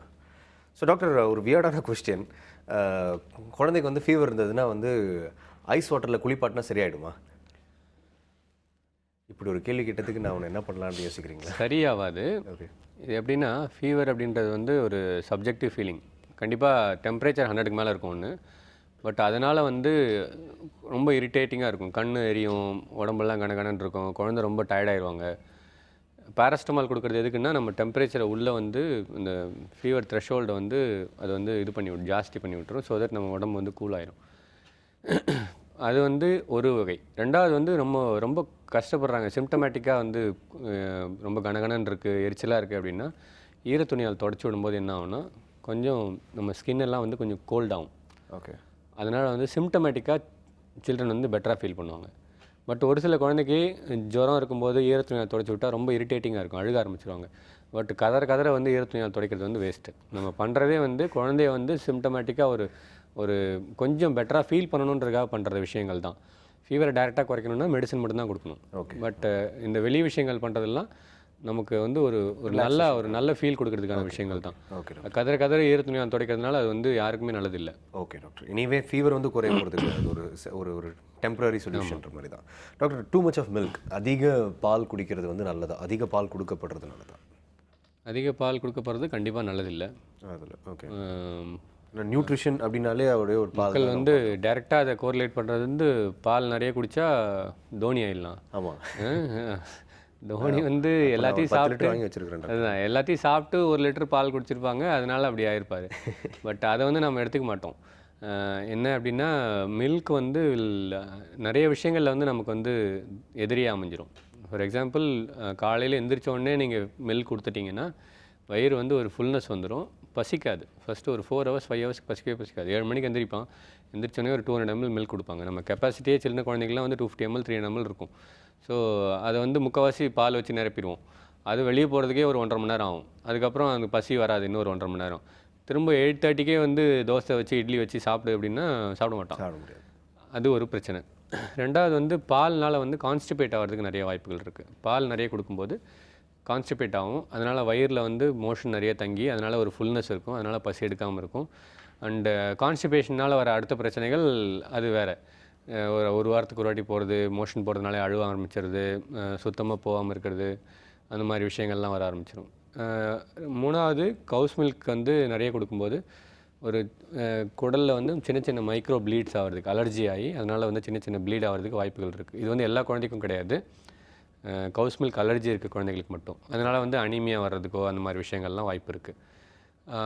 ஜென்ரலி நமக்கு வந்து மில்க் அப்படின்னு பார்த்தோன்னா சாப்பிட்ட அப்புறம் ஒரு மேக்ஸிமம் ஒரு 400 ml ஆஃப் மில்க் அப்படின்ற பர் டே வந்து எந்த குழந்தைக்குமே வந்து ஜாஸ்தி. சின்ன குழந்தையாக இருந்துச்சுன்னா மேக்ஸிமம் ஆஃப் 250 ml அப்படின்றத வந்து நம்ம நிறுத்திக்கலாம். காலையில் காலையில் வந்து 125 ml, ஈவினிங் வந்து ஒரு 125 ml கொடுத்துடலாம். அது எப்பயுமே வந்து ஒரு 3 hours ஃபுட்டுக்கு முன்னாடி இருக்கணும். அதாவது முன்னாடி ஃபுட்டுக்கு அடுத்தது கொடுத்தோம் அப்படின்னா, அது காலையில் 9:30 மணிக்கு ஃபுட்டு முடிக்கிறாங்க அப்படின்னா 10 மணிக்குள்ளே பிரேக்ஃபாஸ்ட்டுக்குள்ளே 10 மணிக்குள்ளே நீங்கள் ஒரு மில்க் கொடுத்துட்டிங்கன்னா 10 to 1 வயிறை காலியாக வச்சுருங்க. ஸோ தட் 1 o'clock லஞ்சுக்கு வந்து அட்லீஸ்ட் வயிறு ரெடியாக இருக்கும், பசிக்கிறதுக்கு ஓரளவுக்கு சான்சஸ் இருக்கும். அதுக்கப்புறம் லஞ்சை வந்து அக்செப்ட் பண்ணிப்பாங்க. டூ மச் ஆஃப் மில்க் வந்து கெடுதல்ன்றதோட it is not helpful.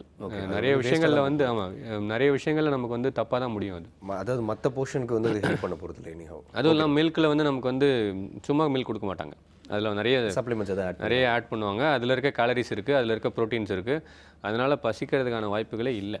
Okay, so அது வந்து ஒரு எக்ஸ்ட்ரா சப்ளிமெண்ட் மாதிரி தான். கண்டிப்பாக ஃபுட்டுக்கு ஆல்டர்னேட்டிவ் ஆகிடுது மில்க் இப்போ. ஓகே டாக்டர், அடுத்த கால் பார்த்துக்கலாம் டாக்டர். ஹலோ டாக்டர், வணக்கம். ஹலோ வணக்கம்மா, எங்கேருந்து பேசுகிறீங்க? சுகன்யா, திருவள்ளூர்லேருந்து பேசுகிறோம் சார். சொல்லுங்கள் சுகன்யா. Good morning doctor. மார்னிங்மா. சார், குழந்தையோட வயசு 4 வயசு ஆகுது. ஓகேம்மா. 25 கிலோ இருக்கா. ஓகே. வெயிட் அதிகமாக இருக்கா. அதுக்கு என்ன பண்ணுறது? ஃபர்ஸ்ட் பேபி அவோ, செகண்ட் பேபி 6 months ஆகுது. பிறந்தப்ப என்னம்மா வெயிட் இருந்தாங்க சார்? பிறந்தப்ப என்ன வெயிட் இருந்தாங்க? பிறந்தப்ப நார்மல் வெயிட்ல தான். அப்பயே 4 kg இருந்தா. ஒன்று பிறந்தப்போ. சரி, நீங்கள் 2 பேருமே கொஞ்சம் அப்பா அம்மா எப்படிமா இருப்பீங்க? கொஞ்சம் பருமனாக இருப்பீங்களா இல்லை ஒல்லியாக தான் இருப்பீங்களா? இல்லை, மீடியமாக தான் இருக்கும். மீடியமாக தான் இருப்பீங்க. இவங்க வந்து இந்த குழந்தை வந்து சுகர் இருக்கு. ஓகே. அதனால குழந்தைக்கு இந்த குழந்தை வந்து நிறைய ஜங்க்ஸ் எல்லாம் சாப்பிடுவாங்களாமா? Chips, chocolates, cakes, biscuits? அது சாப்பிடுவா. சரி, ஸோ என்ன பண்ணலாமா? வெயிட் குறைக்கிறதுக்கு என்ன சார் பண்றது? இதனால டைப் 1 சுகர் எனக்கு இருக்கே, அது குழந்தைக்கு வருமா? குழந்தை கழுத்துக்கு பின்னாடி ஏதாவது கருப்பாக இருக்காமா? குழந்தை கருப்பு இருக்கு, ஃப்ரண்ட்லயே இருக்கு. ஓகே. இது வந்து இதெல்லாம் ஏர்லி சைன்ஸ் ஆஃப் இன்சுலின் ரெசிஸ்டன்ஸ்னு சொல்லுவோம். அதாவது குழந்தை நார்மலாகவே கொஞ்சம் டார்க்காக இருப்பாங்க அப்படின்னா அது வந்து விட்டுடலாம். உடம்புலாம் ஒரு கலரில் இருக்குது, கழுத்துக்கு பின்னாடி மட்டும் நல்ல ஒரு டார்க்காக பிளாக்காக இருக்குது அப்படின்னா அது வந்து அக்காந்தோசிஸ் நைக்ரிகேட்னு சொல்லுவோம். இது சின்ன குழந்தைங்களே இப்போலாம் செட் ஆக ஆரம்பிச்சிருது. இது வந்து பிற்காலத்தில் நமக்கு வந்து சுகர் வர்றதுக்கான வாய்ப்புகள், அந்த ஃபேட்லனால இன்சுலின் வந்து உள்ளே போய் வேலை செய்யாத அதுக்கான ஒரு அறிகுறி தான் இந்த வந்து கருப்பாக இருக்கிறது. அதை வந்து இப்போவே நீங்கள் தெரிஞ்சுக்கணும். ஸோ கொஞ்சம் அலர்ட் ஆகிடணும். ஒன்றும் நீங்களே சொல்லிட்டீங்க நிறைய ஜங்க் சாப்பிடுவாங்க, அதனால் ஜங்க் வந்து கட் பண்ணுங்கள். ஜங்க் கட் பண்ணுறதுனா எப்படி? அவளுக்கு மட்டும் கொடுக்காமல் நீங்கள் சாப்பிட்றது கிடையாது, வாங்குறதே நிறுத்தணும் வீட்டில். அப்போ தான் சாப்பிட மாட்டான். நீங்கள் வெளியில் போனாலும் அந்த மாதிரி வாங்கி கொடுக்குறது நிறுத்தணும். ஸோ வெளியில் சாப்பாடை குறைங்க. வீட்டில் சாப்பாடு வந்து என்ன பண்ணுங்கள், அவளுக்கு வந்து ஃபுட்டெல்லாம் கட் பண்ணாதீங்கம்மா. ரெகுலராக நம்ம சாப்பிட்ற ஃபுட்டை வந்து அதில் வந்து நியூட்ரிஷியஸ் ஃபுட், நிறைய ஃபைபர் இருக்க ஃபுட்ஸ், கீரை, வாழைத்தண்டு, காய்கறிகள், பழங்கள், இதெல்லாம் வந்து ஜாஸ்தியாக கொடுக்க ஆரம்பிங்க. அவளுக்கே தெரியாமல் ஜாஸ்தியாக கொடுங்க. திடீர்னு குவிச்சு வச்சுட்டு இதெல்லாம் மட்டும் தான் நீ சாப்பிட்ணும் அப்படின்னா சாப்பிடவே மாட்டா. அப்புறம் வெளியில் போய் வேறு மாதிரி சாப்பிட ஆரம்பிச்சிடுவாள். ஸோ கொஞ்சம் கொஞ்சமாக இன்ட்ரடியூஸ் பண்ணுங்கள். அவளுக்கு பிடிச்ச ஃபார்மில் கொடுங்க. கீரை கொடுக்கணுன்னா கீரை கொஞ்சம் பொரியல் மாதிரி பண்ணி கொடுங்க, கொஞ்சம் கிறிஸ்பியாக பண்ணி கொடுங்க, ஆயில் கம்மியாக யூஸ் பண்ணுங்கள். அண்ட் ரைஸ் கொடுக்கறதுனால ஒபிசிட்டி வரும்னு அர்த்தம் இல்லை. பட் 4 இயர்ஸ்க்கு 6 இயர்ஸ்க்கு 25 கிலோஸ்ன்றது கொஞ்சம் ஓவர் வெயிட் சைடில் தான் இருக்குது. அண்டு எவ்ரிடே ஒரு 1 hour வந்து அவளுக்கு கொஞ்சம் ஃபிசிக்கல் ஆக்டிவிட்டி, ஒரு சைக்கிளிங்கோ, அவளுக்கு பிடிச்ச மாதிரி ஃபிசிக்கல் ஆக்டிவிட்டி பண்ணுங்கள். ஜாகிங் ஓட விடாதீங்க. ஸ்விம்மிங் பண்ண சொல்லுங்கள். ஸ்விம்மிங் பண்ணுறது நல்ல எக்ஸசைஸ். ஸ்விம்மிங்கில் நல்ல வெயிட் குறையும். ஸ்விம்மிங் போய் போடுங்க, கூட இருந்து என்கரேஜ் பண்ணுங்கள். ஸோ தட் அவளும் ஸ்விம்மிங் ரெகுலராக போக ஆரம்பிப்பா. சைக்கிளிங் விடுங்க. அண்ட் வேறு ஏதாவது ஸ்போர்ட்ஸ் நல்லா விளையாடுவாங்கன்னா அதில் இன்ட்ரெஸ்ட் காமிக்க விடுங்க. கொஞ்சம் டைம் வந்து அதில் எடுத்து விட்டுட்டு ஒரு 2 years அதில் கான்சன்ட்ரேட் பண்ணுங்கள். அதுக்கப்புறம் வந்து கிராஜுவலாக நீங்கள் கண்ட்ரோலுக்கு வந்துக்கலாம். கால் பண்ணதுக்கு ரொம்ப நன்றிப்பா. நெக்ஸ்ட் காலர் பார்த்துக்கலாம் டாக்டர். ஹலோ டாக்டர், வணக்கம். ஹலோ வணக்கம், எங்கேருந்து பேசுகிறீங்கம்மா? சிவகாமி சார், கடலூர்லேருந்து பேசுகிறோம். சொல்லுங்கள் சிவகாமி. டாக்டர் என்ன கேளுங்க, டாக்டர் இருக்காரு. சொல்லுங்கம்மா. ஹலோ. டாக்டர், இப்போ குழந்தை பிறக்கும்போது 2.6 kg இருந்தா. ஓகே. இப்போ 1 year 1 month ஆகுது. 6 kg தான். 5.5 கிலோ தான் இருக்கா. எப்படி பார்த்தாலும் வெயிட் இன்க்ரீஸே ஆக மாட்டேங்குது. ஏம்மா 5.25 கிலோ தான் இருக்காங்க? ஏதாவது டாக்டர் எதுவும் காரணம் சொன்னாங்களா? இல்லை சார், பொறுமையாக வெயிட் ஏறுது சார். 6 மாசத்துல பார்க்கும்போது கரெக்டாக 5 கிலோ இருந்தா. இப்போ 1 month 1 year 1 month ஆகுது. வெயிட் வந்து இப்போ 6 தான் இருக்குது. சரி, நடுவில் ஏதாவது இன்ஃபெக்ஷன் வந்து அட்மிட் ஆனது அந்த மாதிரி எதுவும் இருக்காமா? அந்த மாதிரி எதுவுமே இல்லை சார். உடம்பு நார்மலா இருக்கு பாக்க. இல்ல இப்ப நடக்கிறா பாப்பா. உங்க வெயிட் என்னம்மா? ஒல்லியா இருக்காங்க. உங்க வெயிட் என்னம்மா? எங்க வெயிட் இப்ப 45 இருக்கும் சார். 45ன்றது ரொம்ப கம்மி தானம்மா. உங்க ஹஸ்பண்டோட வெயிட் என்னம்மா? அவங்க ஒரு 65 இருப்பாங்க சார். சரி, ஆக்சுவலி ஒரு மதர், ஒரு ஸ்மால் மதர் அப்படின்றதுக்கு வந்து ஒரு குழந்தை வந்து சின்னதாக வர்றதுக்கான வாய்ப்புகள் இருக்குது. பட் 2.6க்கு 1 இயரில் வந்து அட்லீஸ்ட் ஒரு 3 times, அந்த 3 timesன்னு பார்த்தீங்கன்னா 7.8 அப்படின்றது வந்து ஒரு அக்செப்டட் வெயிட். 6.5 அப்படின்றது வந்து கொஞ்சம் கம்மியாக இருக்குது. பட் இப்போலேருந்தே நீங்கள் சாப்பாடெலாம் ஒழுங்காக பழக்குங்க, நல்லா விளையாடட்டும், ஒன்றும் பிரச்சனை கிடையாது. பட் டாக்டரை போய் பார்த்துருங்க. உடம்பு சின்னதாகவே இருக்கிறதுக்கு, ஒல்லியாக இருக்கிறதுக்கு வேறு எதுவும் ரீசன்ஸ் இருக்கா? அனிமியா இருக்கா? அது ரத்த சோகை இருக்கிறதுனால உடம்பு வெயிட் ஏறாமல் இருக்கலாம். இல்லை வேறு எதுவும் விட்டமின் டெஃபிஷியன்சிக்கான சைன்ஸ் இருக்கான்னு பார்க்க சொல்லுங்கள். அந்த மாதிரி இருந்தால் அதுக்கான மருந்துகள் கொடுத்தோன்னா இன்னும் கொஞ்சம் உடம்பு தேர ஆரம்பிச்சிடும். அண்ட் சாப்பிட்ற ஃபுட்லாம் வந்து என்னென்ன கொடுக்குறீங்க அப்படின்றது வந்து ஒரு சொல்லி பாருங்கள் டாக்டர்கிட்ட. அதில் எதுவும் இன்னும் எக்ஸ்ட்ரா ஆட் பண்ணும்போது, ஃபுட் ஆட் பண்ணும்போது, ஃபுட் சேஞ்சஸ் இருக்கும்போது அதனால் கொஞ்சம் வெயிட் கெயின் ஆக ஆரம்பிக்கும். ஃபுட் பேட்டர்ன் எப்படி, நான் சொன்ன மாதிரி பால் வந்து முன்னாடி கொடுத்துட்டு ஃபுட்டு கொடுத்துட்ருக்கீங்க அப்படின்னா அதெல்லாம் கொஞ்சம் மாற்றி பாருங்கள். இந்த மாதிரி சின்ன சின்ன சேஞ்சஸ் பண்ணும்போது நமக்கு வந்து எக்ஸ்ட்ராடினரி ரிசல்ட்ஸ் கிடைக்காது. அதையும் தெரிஞ்சுக்கணும். 6.5 கிலோ இருக்கிறது மேபி 7.5 கிலோ வரலாம். கொஞ்சம் அட்லீஸ்ட் சேஞ்சஸ் இருக்கும். அது மட்டும் பார்த்துக்கோங்க. எல்லாமே நல்லா இருக்குது அப்படின்னு டாக்டர் சொல்லிட்டாருன்னா கண்டிப்பாக கவலைப்படாதீங்க, வெயிட் பண்ணுங்கள். கால் பண்ணதுக்கு ரொம்ப நன்றி அம்மா. டாக்டர், இந்த அம்பிளிக்கல் கார்டு இருக்குல்ல, அதாவது தொப்புள் கொடி, ஸோ அதுக்குள்ளே இருக்கிற பிளட்டை வந்து சேகரித்து வச்சுக்கணும் அப்படின்னு சொல்கிறாங்களே, ஏன் டாக்டர் அது என்ன, அதை பற்றி சொல்லுங்கள். கார்ட் பிளட் அப்படின்றது இப்போ வந்து ரொம்ப ஒரு ஃபேமஸ் ஆகிட்டு வர கான்செப்ட். இன்ஃபேக்ட் கார்ட் பிளட்டை வந்து சேவ் பண்ணி வச்சுக்கிட்டா அதனால் வந்து கண்டிப்பாக நிறைய பெனிஃபிட்ஸ் இருக்குது. But it depends on cost benefit ratio. அது வந்து கொஞ்சம் காஸ்ட்லியான ஒரு இஷ்யூ. எல்லோரும் வந்து 100% பண்ணணும் அப்படின்னு நான் சொல்ல முடியாது. பட் அதனால் இருக்க அட்வான்டேஜஸ் மட்டும் சொல்லலாம். யாரெல்லாம் அஃபோர்ட் பண்ண முடியுமோ, யாரெல்லாம் வந்து அதை வந்து பே பண்ண முடியுமோ அவங்கெல்லாம் வந்து அதை வந்து சேவ் பண்ணி வச்சுக்கலாம். யூஸ்வலாக வந்து அந்த அம்பிளிக்கல் கார்டு அப்படின்ற அந்த தொப்புள் கொடியில் இருக்க ரத்த செல்ஸ் வந்து என்ன அப்படின்னா ஸ்டெம் செல்ஸ் அப்படின்னு சொல்லுவோம். அதுக்கான அந்த ஈக்குவலன்ட் செல்ஸ். அது என்ன அப்படின்னா அந்த ஒரு செல் வந்து உடம்புல எந்த செல்லாக வந்தால் மாறதுக்கான ஒரு பொட்டன்ஷியல் இருக்குது. இந்த ப்ளூரிபொட்டன்ட் ஸ்டெம் செல்ஸ்னு சொல்லுவோம். அது எப்படின்னா ஒரே செல் வந்து எந்த செல்லாக கூட மாறலாம். இப்போது எக்ஸாம்பிள் வந்து ஒரு கேன்சர் இருக்குது அப்படின்னா ஒரு சில கேன்சர்ஸ்க்கு வந்து இந்த ஸ்டெம் செல் ட்ரீட்மெண்ட் தான் வந்து அல்டிமேட் ட்ரீட்மெண்ட். போன் மேரோ டிரான்ஸ்பிளான்ட் சொல்லுவோம், ஸ்டெம் செல் ட்ரீட்மெண்ட் சொல்லுவோம். ஸோ அது வந்து அல்டிமேட் ட்ரீட்மெண்ட் பார்த்திங்கன்னா அவங்களுடைய செல்ஸே நமக்கு வந்து ஒரு 20 வருஷத்துக்குள்ளே, ஒரு 40 வருஷத்துக்குள்ளே இந்த குழந்தைக்கு ஏதாவது ஒரு ரத்த சம்மந்தப்பட்ட வியாதிகளோ இல்லை கேன்சர் சம்மந்தமான வியாதிகளோ வர்றதுக்கான வாய்ப்புகள் இருந்துச்சு அப்படின்னா அதுக்கான ட்ரீட்மெண்ட் வந்து இந்த குழந்தையோட ஓன் அம்பிளிக்கல் பிளட் செல்ஸ் எடுத்து நம்ம இன்ஜெக்ட் பண்ணுவாங்க உள்ளே. ஸோ அதுக்கான க்யூர் வந்து அதுலேருந்து கிடைக்கும். இது வந்து பேசிக்காக வந்து எந்தெந்த குழந்தைக்கு ஹை ரிஸ்க்காக இருக்கோ அவங்களுக்குலாம் கண்டிப்பாக பண்ணிக்கிறது நல்லது. அப்படி இல்லை, நான் ஜஸ்ட் ஒரு சேஃப்டிக்காக சேவ் பண்ணி வச்சுக்கணும்னு நினைக்கிறாங்கன்னா அதுவும் வச்சுக்கலாம். But again depends. அவங்க 25 years 30 yearsக்கு வந்து ஒரு கான்ட்ராக்ட் போட்டிருப்பாங்க, இவ்வளோ நாளைக்கு நாங்கள் சேவ் பண்ணி வச்சுருப்போம் அதை அப்படின்னு சொல்லிட்டு. ஸோ அது வரைக்கும் அதை வச்சுக்கிட்டோன்னா நமக்கு பிற்காலத்தில் ஏதாவது ப்ராப்ளம்னா அது யூஸ் ஆகிறதுக்கு சான்ஸ் இருக்குது. Okay doctor. இப்போ ஜென்ரலாக வந்து நீங்கள் வழக்கமாக வந்து நம்ம ஷோவில் வந்து சொல்லியிருப்போம் இந்த மாதிரி டிவிஸ் அண்ட் டேப்ஸ் ஃபோன்ஸை வந்து கொஞ்சம் அவேவாக வைங்க, தூரம் வைங்க. அதே வந்து ஒரு பேரண்ட்டுக்கு ஒரு சேலஞ்சாக இருக்குது அப்படின்னு சொல்லிட்டு. ஸோ இதை வந்து டைவர்ட் பண்ணுறதுக்கு என்ன டாக்டர் ஒரு கிராக் இருக்குது? என்ன வந்து நம்ம ஹேக் பண்ணி அவங்கள அதை தூரம் நகர்த்த முடியும்? ஒன்றுமே இல்லை, எல்லோரும் வெளியில் வாங்க, முதல்ல வீட்டை விட்டு வெளியில் வாங்க, இல்லை வீட்டில் எல்லோரும் பேச ஆரம்பிங்க. அண்ட் வீட்டுக்கு போனோடனே நான் நிறைய தடவை சொல்லியாச்சு, நமக்கே சொல்லி போர் அடிச்சிருச்சு. இப்போ பார்த்தாலே டாக்டரை பார்த்தாலே மொபைல் எடுத்து பின்னாடி வை அப்படின்னு சொல்ல ஆரம்பிச்சிட்டாங்க. ஸோ அப்பா வந்தால் அப்பா வரல, அப்பா வந்தாங்கன்றதோட மொபைல் வந்துருச்சுன்றது தான் இப்போ ரொம்ப குழந்தைங்க வந்து ஹாப்பி ஆகிடுறாங்க. டேரெக்டாக வந்து ஜம்ப் பண்ணுறான். சரி, குழந்தை நம்மக்கிட்ட இவ்வளோ பாசமாக இருக்கான்னு பார்த்தா பாக்கெட்டில் கை போகுது, மொபைல் எடுத்துகிட்டு அவன் மாட்டி இறங்கி போகிறான். ஸோ ஆப்வியஸ்லி வந்து இது வந்து எல்லார் வீட்லேயும் இப்போ நடக்கிற ஒரு விஷயம் ஆயிடுச்சு. ஸோ மொபைலுக்கான இம்பார்ட்டன்ஸ் குறைக்கணும். வீட்டில் இருக்கும்போது மொபைல் அந்த யூசேஜ் வந்து நீங்கள் குறைச்சிக்கோங்க. இம்பார்ட்டன்ட் கால்ஸ் மட்டும் அட்டென்ட் பண்ணுங்கள். அண்ட் ஃபேமிலி டைம் அப்படின்றது வந்து கொஞ்சம் ஜாஸ்தி பண்ணணும். வீட்டுக்கு வந்தால், அப்பா அம்மா வீட்டுக்கு வந்தால் இதெல்லாம் நடக்கும் அப்படின்றது வந்து குழந்தைக்கு வந்து ஜென்ரலாக தெரிஞ்சிருக்கணும். அப்பா அம்மா வந்தால் என்ன பண்ணுவாங்க, அப்பா வந்து மாற்றிட்டு அவர் மாட்டு டிவி பார்ப்பாரு, நியூஸ் பார்ப்பாரு, மொபைல் பார்ப்பாரு, அவர் வேலையை பார்ப்பாரு. அம்மா வருவாங்க, என்ன சமையல் இருக்குன்னு எடுத்து வைப்பாங்க. அதுக்கப்புறம் அவங்க மொபைல் பார்க்க ஆரம்பிச்சிருவாங்க, அவங்க லேப்டாப் பார்க்க ஆரம்பிச்சிருவாங்க.